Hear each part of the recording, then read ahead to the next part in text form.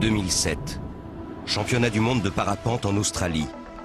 Eva Wiśniewska est au mauvais endroit, au mauvais moment. On pensait être assez rapide pour distancer les nuages.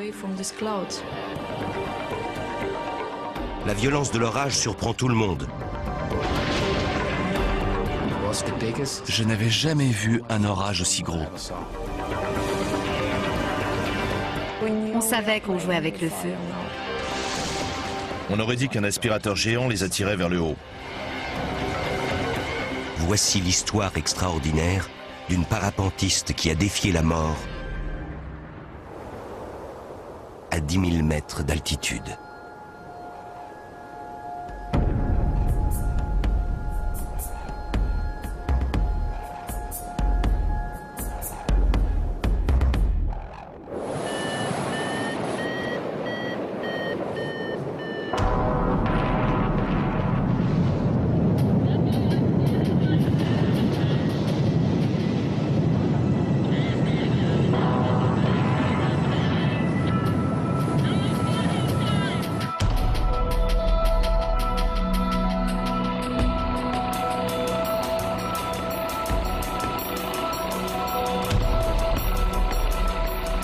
En août 2006, dans les Alpes suisses, l'une des plus grandes parapentistes au monde, Eva Wiśniewska, échappe de peu à la mort dans un terrible accident. Avec le bassin fracturé, son rêve de remporter les prochains championnats du monde en Australie semble anéanti.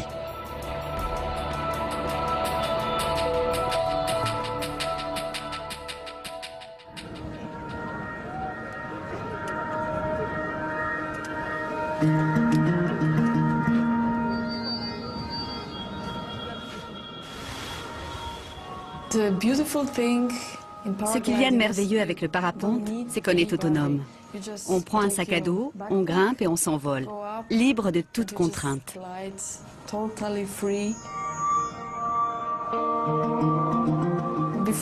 Avant de commencer à voler, j'ignorais quel métier je voulais faire. Quand j'ai découvert le parapente, ça a été comme un virus. Je l'ai attrapé et je ne pouvais plus m'en débarrasser. J'ai décidé de changer de vie. J'allais de compétition en compétition. Je dormais dans ma voiture. Toute ma vie était organisée autour du parapente. 4 ans seulement après avoir débuté dans la compétition, Eva Wiśniewska est en tête du classement mondial féminin. Eva Wiśniewska, première place dans la catégorie féminine. J'ai commencé par être championne d'Allemagne. Ensuite, j'ai remporté une Coupe du Monde, puis une deuxième, une troisième, une cinquième. Je me suis mise à collectionner les titres et le seul qui me manquait était celui de championne du monde. C'était mon rêve de le remporter.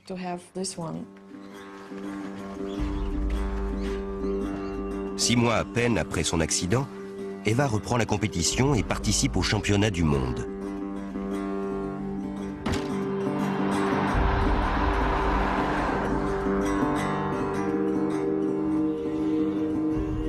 Manille, la nouvelle Mecque du parapente. 150 pilotes, issus de 34 pays, viennent s'affronter pour remporter le titre de champion du monde. Il n'y a pas de plus grande compétition dans cette discipline.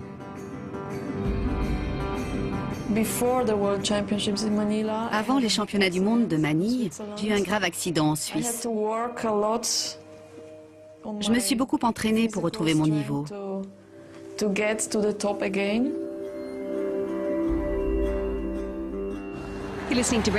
Bonjour à tous les parapentistes du monde entier de passage en ville pour disputer les championnats du monde de parapente. Le ciel est dégagé, les vents variables, mais des nuages orageux sont annoncés pour cet après-midi.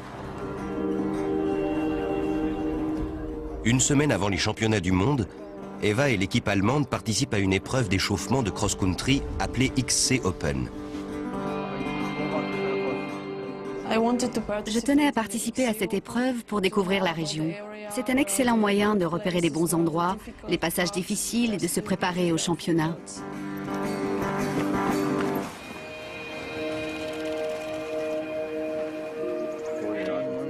En tant que chef d'équipe, Stefan Mast est responsable de la sécurité d'Eva et des 6 autres pilotes allemands.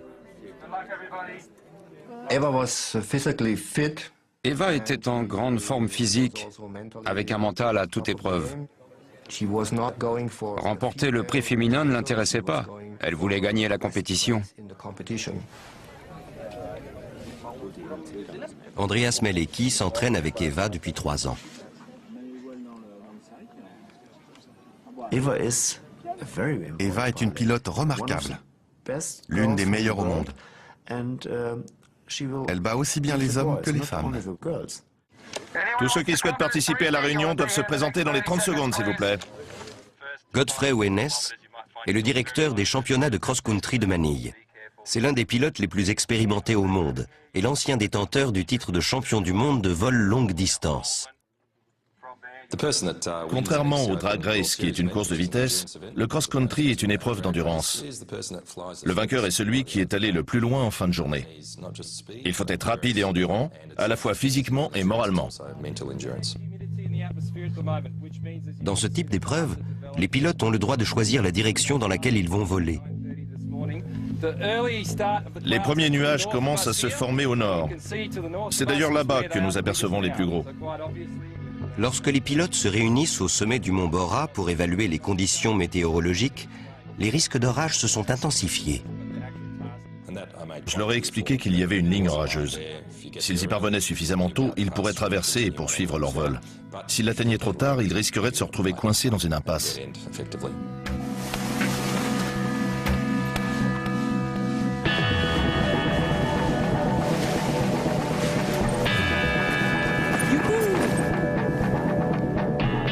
À 11h30, une partie des pilotes s'envole.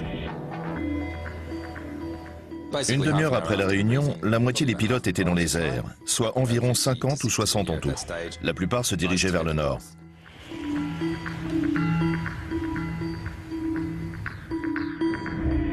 Les parapentistes se servent des colonnes d'air chaud ascendant, appelées thermiques, pour gagner de l'altitude. Ils profitent de ces thermiques pour avancer et glisser de l'un à l'autre grâce au vent dominant.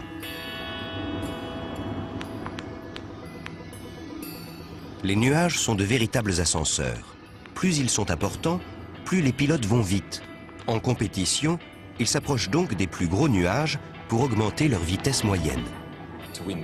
Pour avoir une chance de gagner ce jour-là, ils devaient voler par vent arrière et en direction des nuages.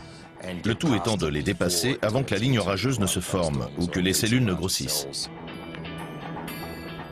Après le décollage, les parapentistes se regroupent en formation appelée grappe. Poussés par le vent du sud, la plupart des pilotes choisissent de partir vers le nord. Une décision risquée, car le temps presse. Ils doivent vite dépasser la zone d'instabilité atmosphérique qui se trouve devant eux.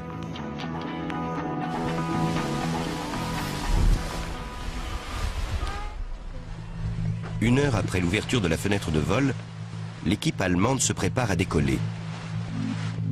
On ne voulait pas partir trop tôt. On avait décidé de laisser les autres pilotes repérer les thermiques et de suivre leur trajectoire pour gagner du temps.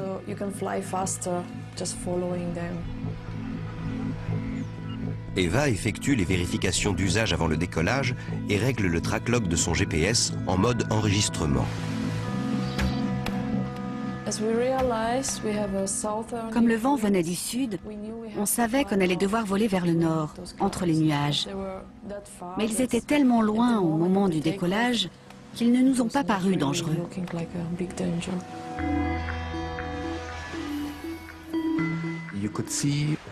On voyait des nuages se former et apparaître un peu partout.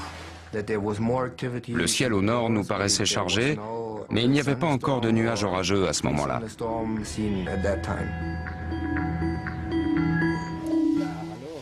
Un ami d'Eva, le parapentiste autrichien Gerold Ameseder, n'est pas aussi optimiste.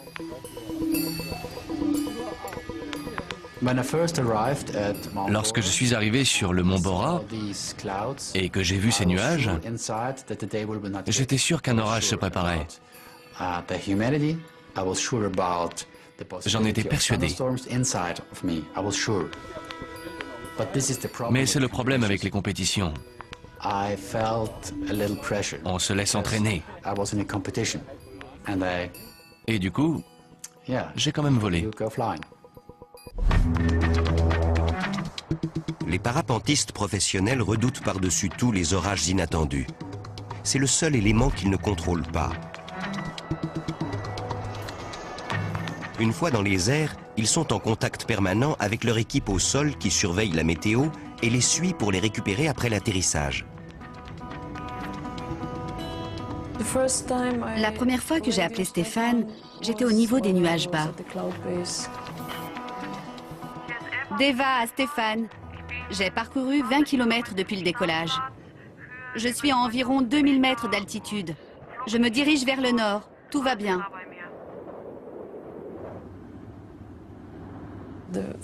La première partie du vol était assez facile. J'ai suivi la crête nord sur une vingtaine de kilomètres environ, jusqu'à ce qu'elle s'arrête et soit remplacée par un terrain plat.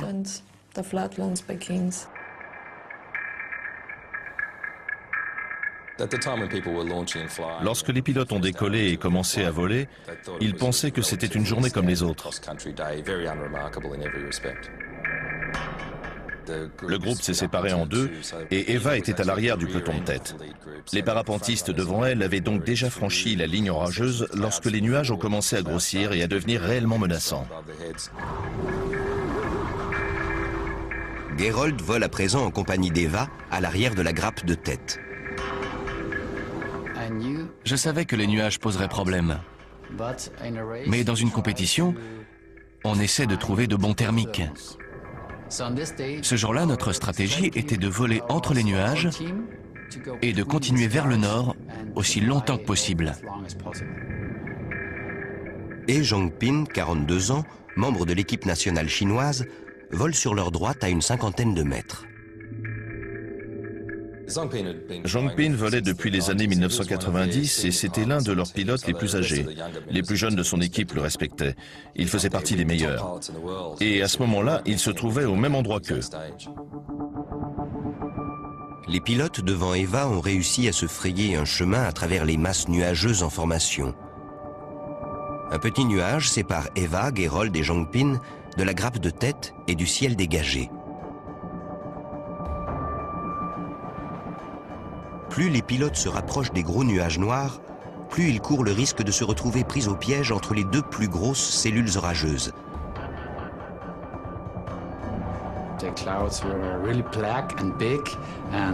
C'est à ce moment-là que j'ai commencé à m'inquiéter. Les deux nuages grossissaient à vue d'œil. Le ciel s'assombrissait. On savait qu'on jouait avec le feu, mais devant nous, le ciel était dégagé avec de légers cumulus.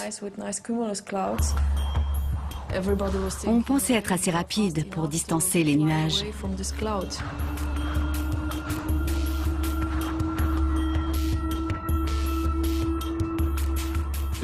Lors d'une compétition de cross-country, les pilotes sont maîtres de leurs décisions une fois en vol.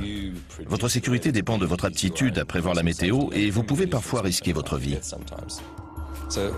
Pour les pilotes restés en arrière, il paraissait évident qu'une formation nuageuse dangereuse était en train de se développer. La plupart d'entre eux ont décidé de se poser.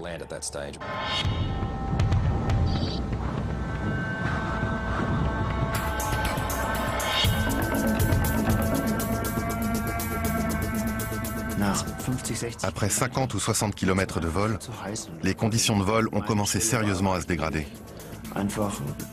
J'ai estimé que c'était trop dangereux. J'ai appelé Stéphane et je lui ai dit « C'est trop risqué pour moi. Je redescends. » À ce moment-là, j'ignorais où était Eva.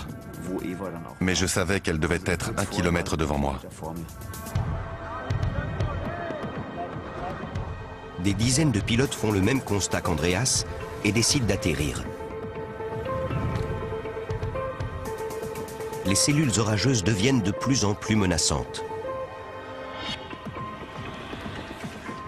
Les nuages prennent de l'altitude. Les orages en montagne sont beaucoup plus violents que les orages en plaine. À ce moment-là, on avait tous sous-estimé la gravité de la situation. Au-dessus de la masse nuageuse, un très gros cumulonimbus entre dans sa phase de maturité et se développe très rapidement. Il s'est mis à pleuvoir à l'une de ses extrémités. Eva aperçoit un gros nuage en face d'elle. Il y avait un nuage en face de moi. Je savais que je ne pouvais pas passer dessous au risque d'être aspirée à l'intérieur par le thermique. Elle décide de le contourner. En général, les orages se développent lentement sur les plaines autour de Manille. Mais aujourd'hui, les nuages grossissent rapidement et forment une ligne de cumulonimbus. Si ces cellules orageuses fusionnent, elles provoqueront un orage très violent. Les petits nuages en formation que les pilotes essayent de contourner sont aspirés par les plus gros nuages et se transforment en une énorme cellule orageuse de plus de 20 km de large. Eva était à l'arrière du groupe de tête. Elle a donc vu les pilotes s'éloigner d'elle et elle a essayé de les rattraper à tout prix pour ne pas se laisser distancer. Elle voyait un peu de ciel bleu en face d'elle, mais ce qu'elle ne voyait pas, c'était la hauteur des nuages ni à quel point ils étaient noirs et menaçants. De là où on était, on pouvait voir cette espèce de gros nuage dominant, mais lorsqu'on est en dessous, on ne peut pas en deviner l'ampleur. Eva n'est pas seule. Elle est en compagnie d'autres concurrents qui, comme elle, ne pensent qu'à gagner.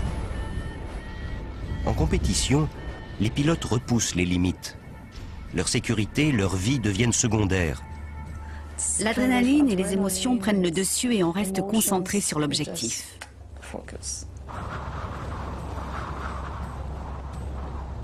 Une véritable course contre la montre s'engage.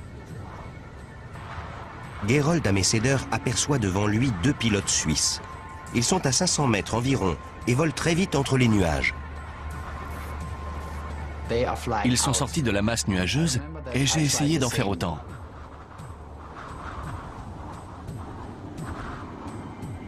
Les pilotes accélèrent et tentent de gagner l'orage de vitesse.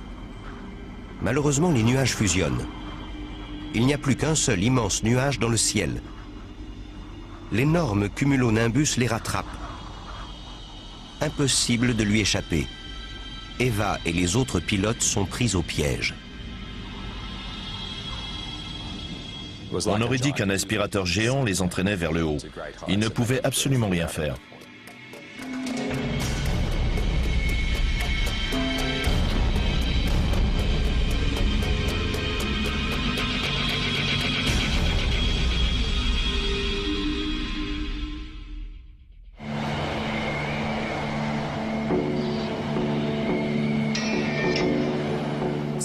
Soudain, je me suis retrouvée dans un énorme ascenseur qui m'a aspirée dans le nuage.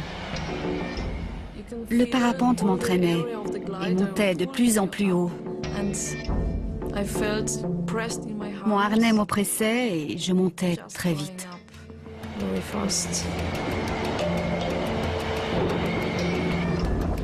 Ce phénomène d'aspiration s'explique par la présence de thermique à la base d'un cumulonimbus. Plus le nuage est important, plus l'aspiration est forte. Les violents courants d'air verticaux au cœur de cette supercellule orageuse peuvent produire de la grêle, de la pluie, des vents extrêmement violents et des éclairs internuageux. Mon cœur battait à tout rompre parce que je savais qu'on était dans une sérieuse galère et qu'il fallait qu'on redescende aussi vite que possible. Les pilotes effectuent une manœuvre de descente en urgence appelée spirale. Cette manœuvre de descente d'urgence soumet les parapentistes à une force centrifuge considérable. On a l'impression que notre visage part en arrière, nos bras deviennent très lourds et toutes les alarmes de nos instruments se mettent à sonner. Le GPS ne fonctionne plus et l'aiguille du compas s'affole. C'est une position très difficile à maintenir, mais s'ils redressent leur parapente, les pilotes savent qu'ils seront aspirés encore plus vite. Physiquement, j'étais à bout de force. La force G était si puissante que j'ai failli perdre connaissance. Dans un plongeon en spirale, le taux de chute est d'environ 20 mètres par seconde. À l'intérieur du nuage, le taux de montée dans le courant ascendant devait être de 30 ou 40 mètres par seconde. Elle n'avait aucune chance de s'échapper. J'ai aperçu Eva à gauche de mon champ de vision. Elle est descendue en spirale pendant 1 ou 2 minutes, mais le thermique était tellement fort que c'était comme si une main l'attrapait et la tirait vers le haut. Quelques instants plus tard, le pilote chinois He Zhongpin est lui aussi aspiré à l'intérieur du nuage. L'ami d'Eva, Gerold Ameseder, continue sa descente en spirale pour tenter d'échapper au courant ascendant. Gerold ne s'en est pas rendu compte sur le moment, mais il a eu beaucoup de chance de pouvoir s'extraire des masses nuageuses. Il était tout près du courant ascendant qui emportait Eva. J'étais dans un thermique plus petit et j'ai eu la chance, car c'est vraiment une question de chance, de pouvoir redescendre.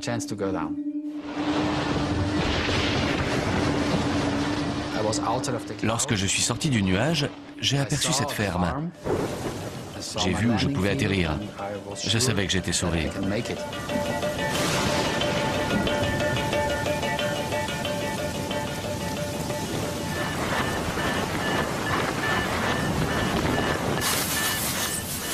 Gerold se pose près d'un vieux bâtiment de ferme où il se réfugie pour se protéger de l'orage et des éclairs.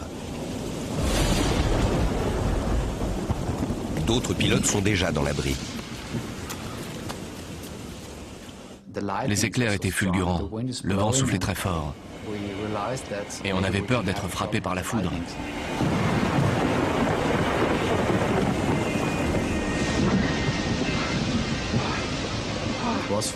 Je n'avais jamais vu un orage aussi gros.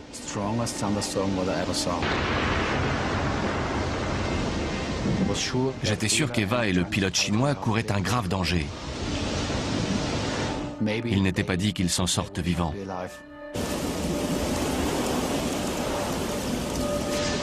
Gerold prend contact avec le chef de l'équipe allemande pour lui transmettre ses coordonnées GPS.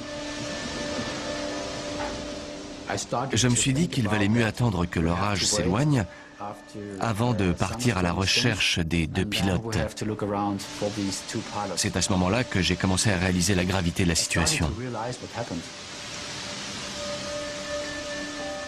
Il n'y a rien d'autre à faire qu'attendre que l'orage s'éloigne.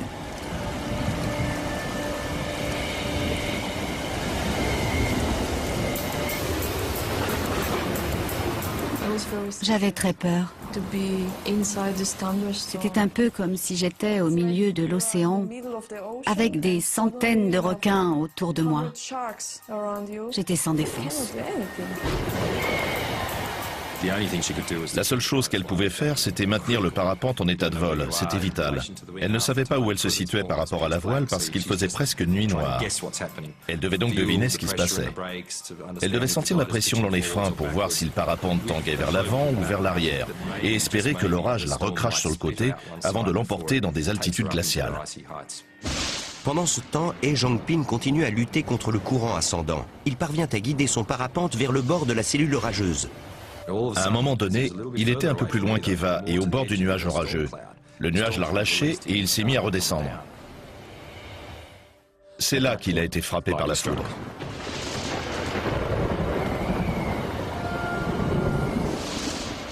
Eva entend l'éclair, mais ne se doute pas du drame vécu par son concurrent. Je me suis mise à prier. Si Dieu ou les anges existent, s'il vous plaît, aidez-moi. Je n'ai pas arrêté de prier. J'espérais, je croyais vraiment que j'allais m'en sortir.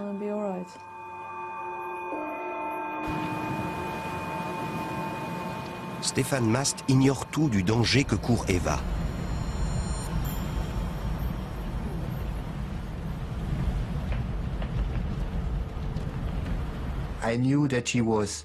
Je savais qu'elle était loin de moi. Mais où? J'étais sous une pluie battante et je ne pouvais pas la voir. Eva tente désespérément de joindre son équipe au sol. Stéphane, je suis dans le nuage, à plus de 5000 mètres. Il pleut et il grêle.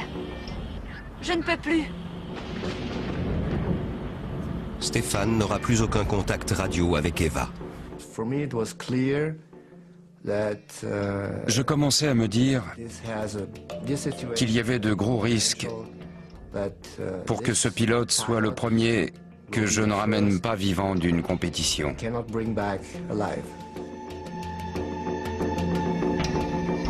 La troposphère est la couche la plus basse de l'atmosphère. Elle contient à peine assez d'oxygène pour qu'un homme survive. Au-dessus de 7000 mètres, l'air se raréfie. Les alpinistes appellent cette altitude zone mortelle, car le corps utilise plus d'oxygène qu'il n'y en a de disponible. Aucun de ceux qui sont allés au-delà de 7000 mètres n'ont survécu. Les pilotes emportés à 6000 ou 5000 mètres d'altitude sont morts à cause des turbulences, des grêlons, du manque d'oxygène ou d'hypothermie. J'ai un écran noir devant les yeux et toute mon énergie me quitte. Incapable de lutter davantage, Eva est emportée vers la zone mortelle.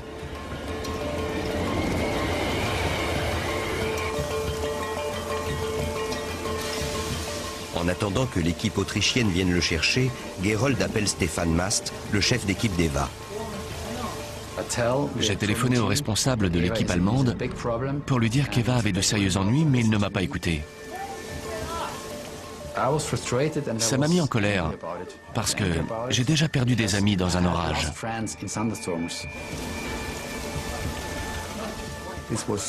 L'orage était très violent, les éclairs fusaient. De là où j'étais, je ne pouvais rien faire pour aider Eva, parce qu'il pleuvait des cordes. Stefan reçoit un appel radio d'Andreas Malecki, qui vient d'atterrir 10 km plus loin.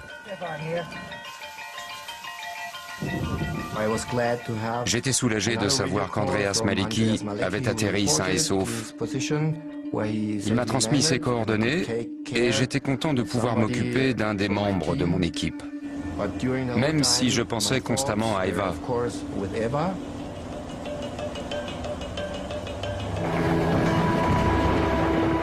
Eva est maintenant à une altitude proche des 7000 mètres. Elle est juste en dessous de la zone mortelle. Son GPS enregistrait un taux de montée de plus de 40 mètres par seconde, ce qui est assez incroyable. Vu la rapidité de son ascension, elle n'a eu que 2 minutes pour s'acclimater à sa nouvelle altitude. L'atmosphère s'amincissait et l'oxygène se raréfiait. Il faisait de plus en plus froid, entre moins 40 et moins 45 degrés. Elle s'est évanouie.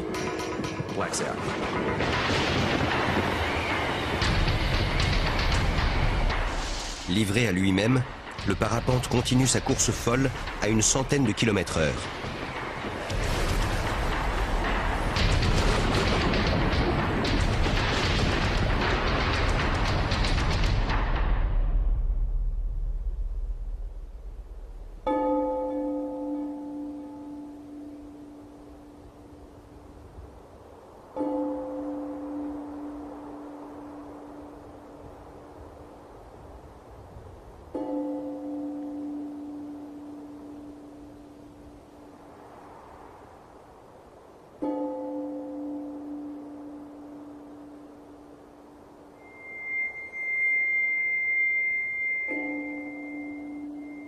Le tracklog d'Eva indique une altitude de 9946 mètres, soit un peu plus de 1000 mètres au-dessus de l'Everest. Elle est au bord de la stratosphère.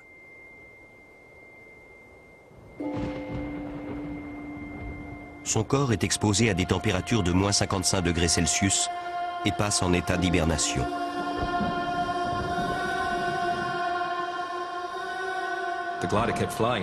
Le parapente a continué à voler. Il n'avait pas besoin d'être piloté parce qu'au-dessus du nuage, il y avait beaucoup moins de turbulences. Il était même très stable grâce à l'effet pendulaire. Le pilote est suspendu à son parapente tel un pendule, ce qui stabilise la voile. Le fait qu'elle ait perdu connaissance n'était pas dangereux. C'est peut-être même ce qui lui a sauvé la vie. Les températures glaciales ont ralenti le métabolisme d'Eva. Son organisme utilise les ressources qui lui restent pour maintenir en vie ses organes vitaux. En général, le manque d'oxygène à cette altitude vous tue en 10 ou 20 secondes. Les alpinistes parviennent à survivre à des altitudes extrêmes grâce à un équipement spécial, une acclimatation progressive et des bouteilles d'oxygène. Eva flotte à 10 km au-dessus de la Terre, vêtue d'une combinaison légère et sans aucun matériel de survie. Elle doit impérativement redescendre à une altitude plus basse, avant que le manque d'oxygène et le froid n'endommagent ses organes vitaux.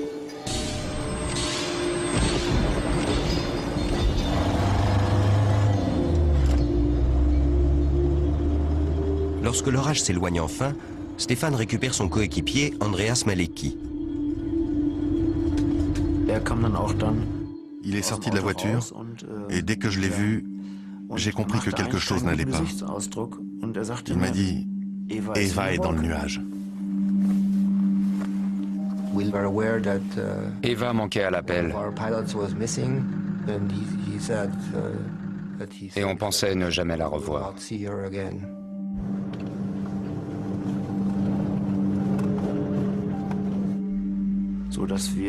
On était convaincus qu'il était impossible de survivre à un orage pareil. Si vous êtes à 4000 mètres et que vous continuez à grimper, il y a la grêle, les éclairs, un froid glacial. Personne ne peut survivre à tout ça. L'équipe allemande part à la recherche d'Eva dans les immenses plaines autour de Manille.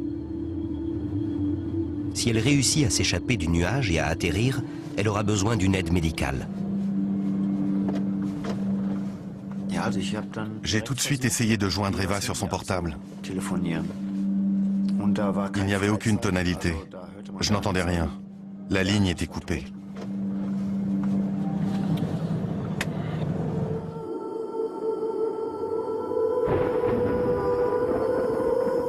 Évanouie, Eva flotte à la limite de la stratosphère depuis bientôt 45 minutes.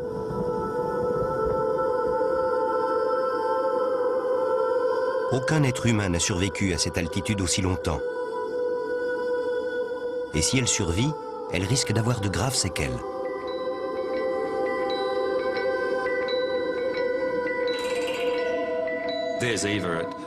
Eva est dans la zone mortelle. Suspendue à 6 kg de nylon, elle flotte au-dessus du nuage orageux à plus de 30 000 pieds.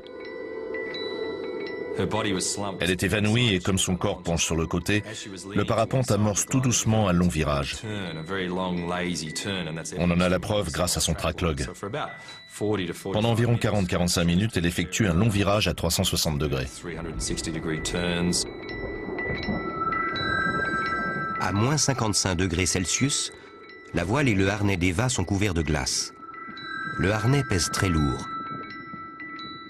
Soudain, la voile cède et se plie.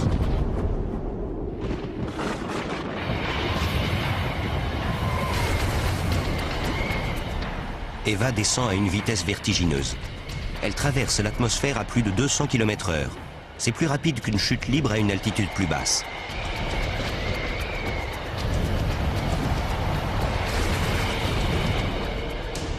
Même si les suspentes sont intactes, la situation pourrait difficilement être pire. Il lui reste peu de temps avant de toucher le sol. Mais au bout de 3000 mètres de chute, un miracle se produit.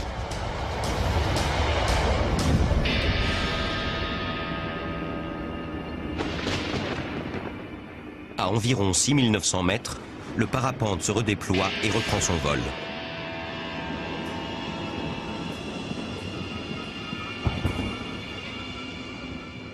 Eva reprend connaissance. L'atmosphère est plus riche en oxygène, l'air plus chaud et son corps s'est ranimé. Elle a une chance de survivre et de s'échapper de ce nuage.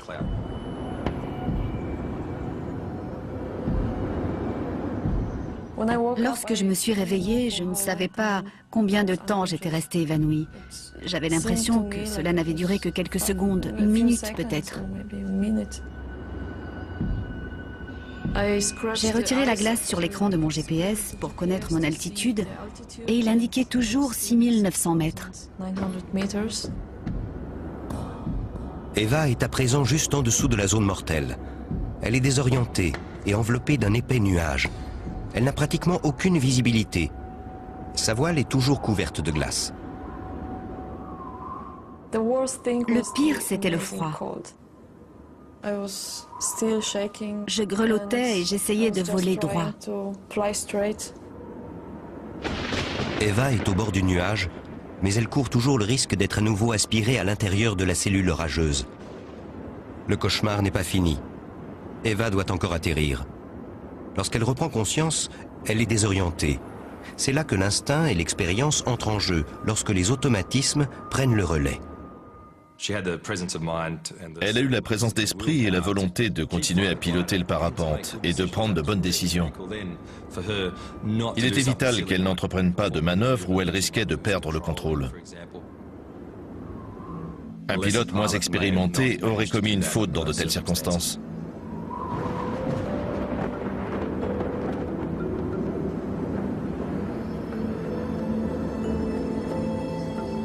À deux doigts de mourir, Eva pense à ses parents.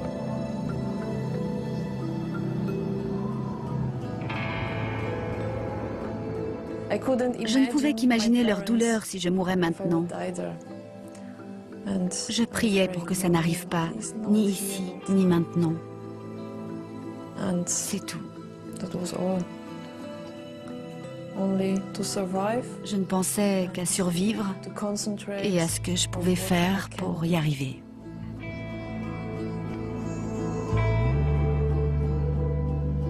Il fait un froid glacial.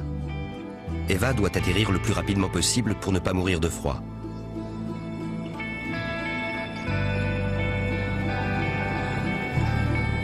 Elle décide de descendre lentement en spirale.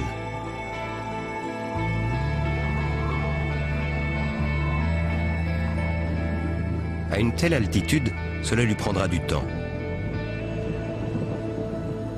Son parapente est plein d'eau et de glace.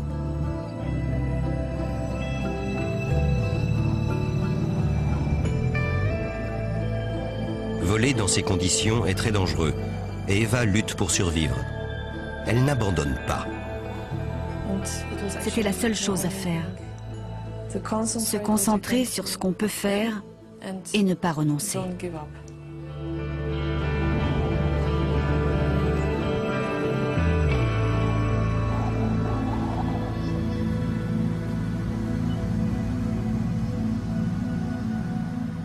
Une rumeur circulait selon laquelle un pilote chinois manquait à l'appel et il était impossible de le joindre par radio.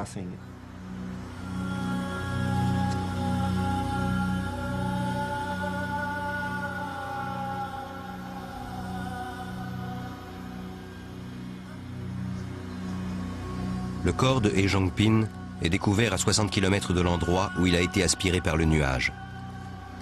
Un éclair l'a tué sur le coup.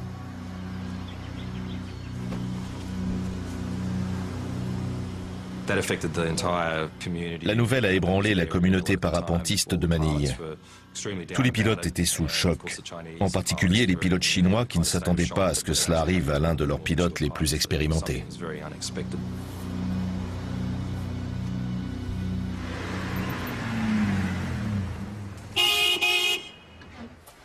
20 minutes plus tard, l'orage a dépassé la ferme où les pilotes autrichiens se sont réfugiés et c'est sous un ciel dégagé que leur chef d'équipe les récupère. Ils se lancent tout de suite à la recherche d'Eva. On ne savait pas où chercher, mais on avait l'espoir de repérer sa voile orange.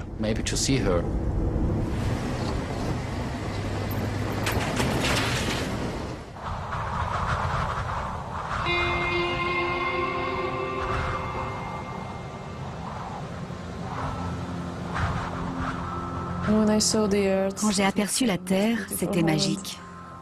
Comme si je venais du cosmos et que je rentrais sur Terre.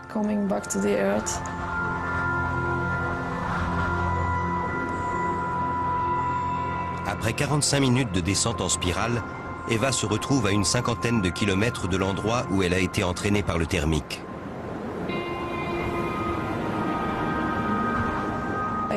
J'ai aperçu une petite ferme. Je me suis mise contre le vent et j'ai atterri.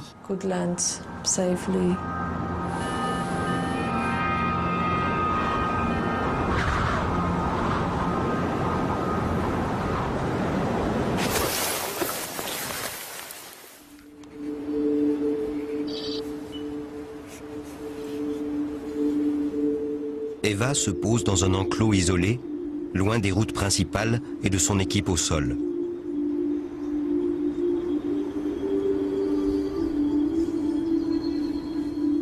Je me fichais du temps que cela me prendrait pour rentrer à la maison ou si quelqu'un allait me retrouver.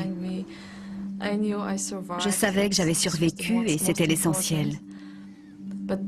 J'avais tellement froid que j'essayais de penser à ce que je pouvais faire pour me réchauffer.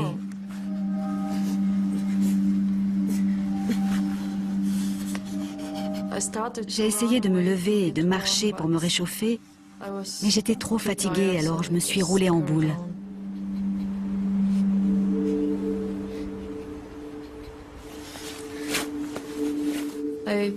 J'ai encore essayé de me servir de ma radio. Comme il faisait plus chaud, j'espérais qu'elle remarcherait. Elle ne fonctionnait pas.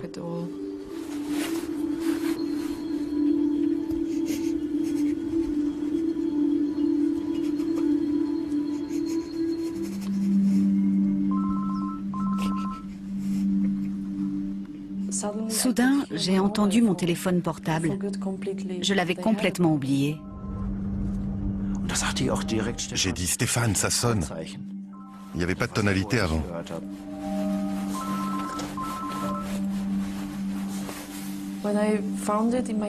Lorsque j'ai décroché, j'ai entendu Andreas Malecki. Mais on a été coupé.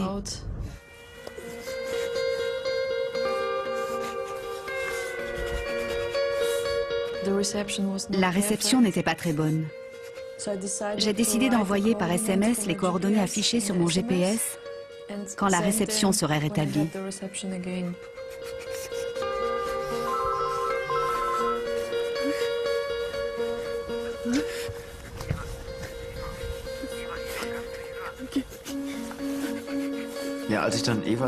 Quand j'ai entendu la voix d'Eva, ses premiers mots, j'en ai eu la chair de poule. Et ça me fait encore cet effet quand j'en reparle, comme maintenant. Elle a dit « J'ai froid, dépêchez-vous ». Je lui ai répondu « Eva, on a besoin de tes coordonnées ». J'étais tellement contente d'être en contact avec mon équipe et de pouvoir leur transmettre ma position. Je savais qu'ils venaient me chercher.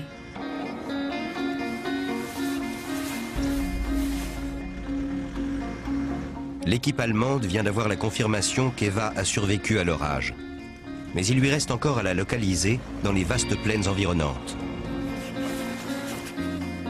Eva est toujours en hypothermie. Elle risque de mourir avant l'arrivée des secours.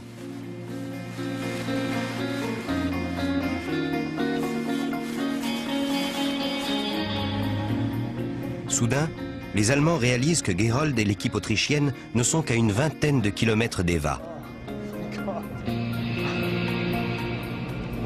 Lorsque j'ai appris qu'Eva avait survécu, je savais qu'il fallait la récupérer au plus vite. Je me disais qu'il y avait très peu de chances qu'elle survive.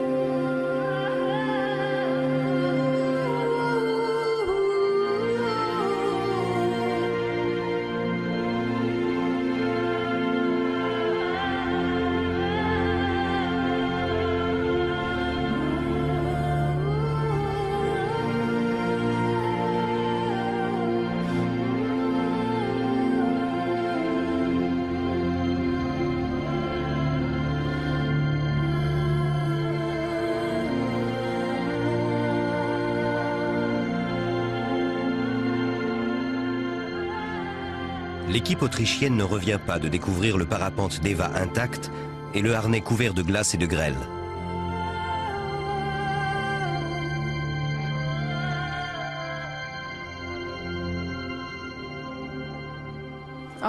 Quelques minutes plus tard, Stéphane est arrivé avec les autres pilotes de l'équipe. Ils étaient tous heureux de me voir en vie et ils m'ont aidé à monter dans la voiture. Gerold et les autres pilotes autrichiens se sont occupés de récupérer mon matériel.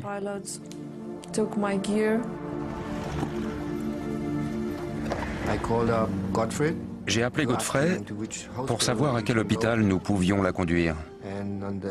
Et à l'arrière de la voiture, Eva consultait son GPS. Elle a plusieurs fois répété qu'elle était presque montée à 10 000 mètres. Et il disait « Non, je n'y crois pas ».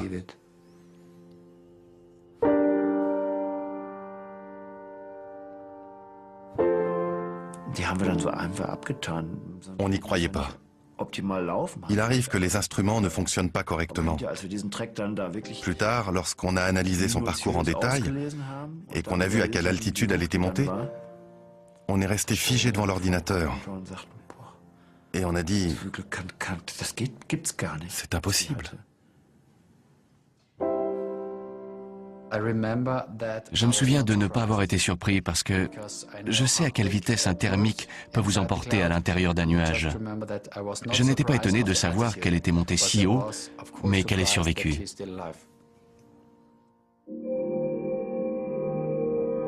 Eva quitte l'hôpital peu de temps après y avoir été admise. Mis à part quelques engelures sur les oreilles et les jambes, elle n'a aucune autre blessure apparente.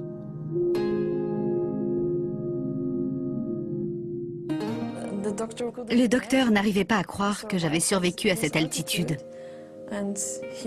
Il a mesuré mon taux d'oxygène dans le sang et m'a dit que tout était normal. Il n'en revenait pas.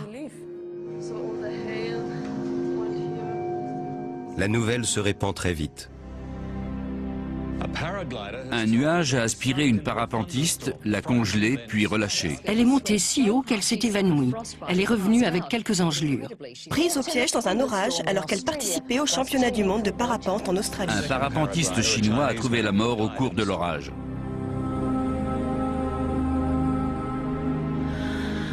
La mort tragique du pilote He Jiankping atténue l'euphorie entourant la survie d'Eva et endeuille les championnats.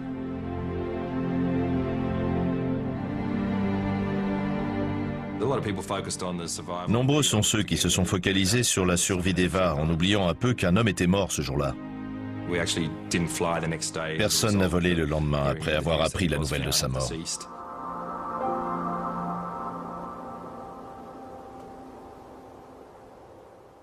Lorsque Jiankping a été foudroyé, le tracklog de son GPS a cessé de fonctionner. D'après la position indiquée sur l'écran, il ne se trouvait pas très loin d'Eva au moment où il a été touché par l'éclair. La distance entre Eva et le pilote chinois n'était que de 500 ou 600 mètres.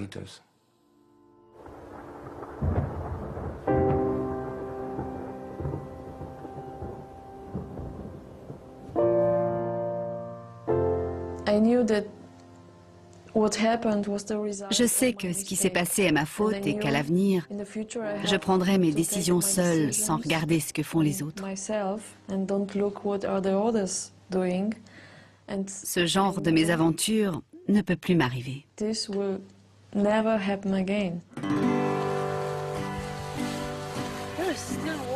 Il y a encore de l'eau à l'intérieur. C'est tout simplement extraordinaire qu'Eva ait pu survivre à une telle altitude, mais ce que je trouve encore plus intéressant, c'est qu'elle ait réussi à piloter son parapente et à atterrir. La voile était très lourde. Je ne sais pas comment elle a fait.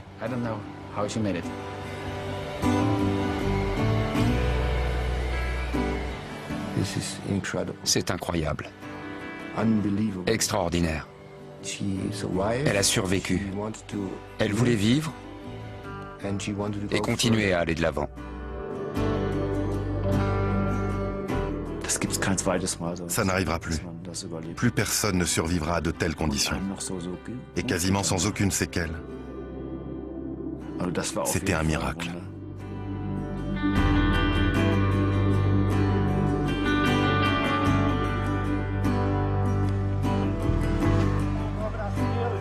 Six jours plus tard, Eva retourne au sommet du mont Bora et s'envole.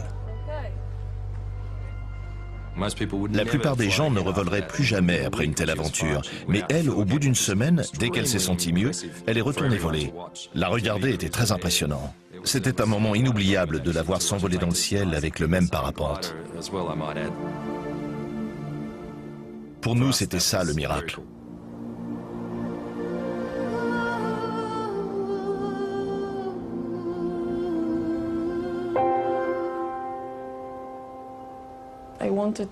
Je voulais être seule dans le ciel pour être tranquille.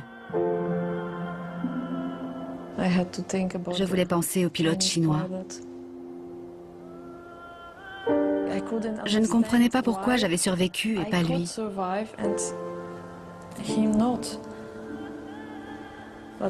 Je sais que j'ai eu de la chance, mais je me dis qu'il y a peut-être une raison pour laquelle je suis toujours de ce monde. Merci.